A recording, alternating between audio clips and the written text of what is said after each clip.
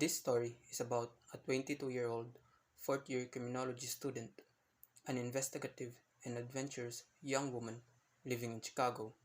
She wants to do something memorable for herself before she graduates. She wants to test her intellectual ability onto something. No one knows she can be a psychopath if she wants to. One day, while watching the news, Anne heard that a serial killer was on the loose in the city of Chicago. It is said that all three of the killer's victims are ages 21 to 23 years old.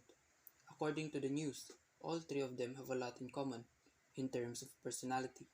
They are kind, pretty, and they trust people easily. The families and friends were interviewed. According to them, prior to all three of the victims' murder, they have been using their phones a lot and have been chatting almost every time to a stranger online. All three young women were killed inside a cheap motel room where there is no CCTV. All cheap motels were located in different areas. The first murder was on October 1, then October 14, then October 28. According to the witness inside the motel, a mysterious man left the room casually and ride his motorcycle. That leaves Anne thinking whether the next murder will be on November 1 or November 11. She noticed that the pictures of the three women are: one has a straight hair, one has a curly hair, and the third one has a wavy hair. So Anne thinks that the fourth victim will be a short haired woman. She was enlightened. She proceeded to go to every online dating apps and websites. She was chatting and going out with different guys every night. She made herself look kind, innocent, and acts like she trusts and likes them.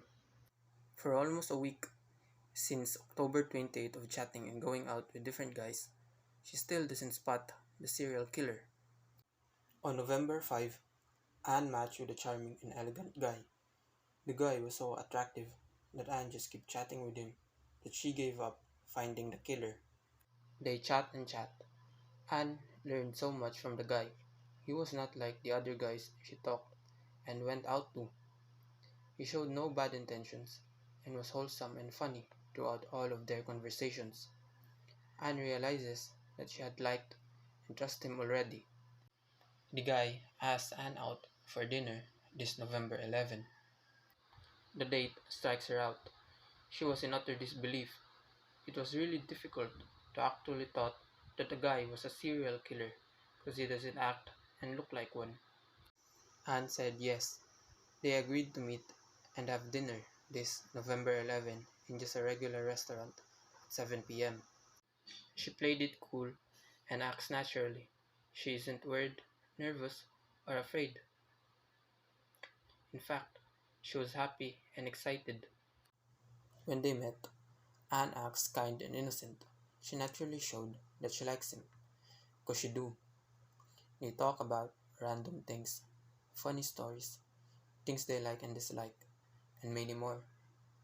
Both of them were open-minded and was understanding towards each other.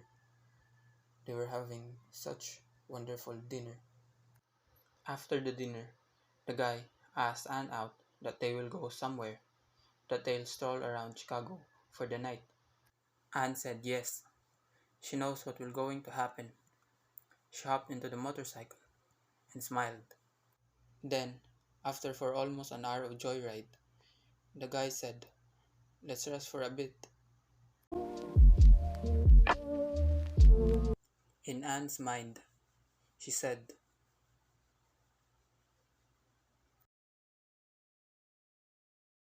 she then wore a face mask. The guy asked Anne, though she was not nervous at all. As they entered into the room, the guy was about to do his plan, but Anne didn't take any chances. She saw the guy's reflection in the window, since she knows mixed martial arts. She then turned back to punch the guy in the chin. It was a strong punch. Then kicked him in the balls to stun him, and hit him with a chair in the head. The guy had passed out due to the impact. Then Anne tied the guy's feet and arms and duct taped him in the wall. After she had done all of those, Anne erased all her fingerprints in the room. She wore gloves so that her fingerprints will not be embarked into the motel. Next, she interrogated the guy. She asked him if she was the one who killed those three young women. However, the guy refuses to talk and denies all of Anne's questions and accusations. Then Anne proposes a bargain. I will let you live if you confess to me that you are the serial killer on the news, she said. I don't know what you're talking about, the guy replied, and is acting confused. Eventually, after an hour of interrogation and torture, the guy confesses what he had done. After hearing the confession, Anne killed the guy. She showed no mercy and didn't have any second thoughts not to kill him. Then she went out of the motel room, leaving no trace of her fingerprints. She had the killer's torture and confession on record. The next day, while watching television, Anne saw on the news about the murder of the guy in a motel room. Then, after a few days, the news headline was Serial Killer Killed. The police said that the guy was the serial killer based on their investigations. Anne had a genuine and remorseless smile on her face while watching the news.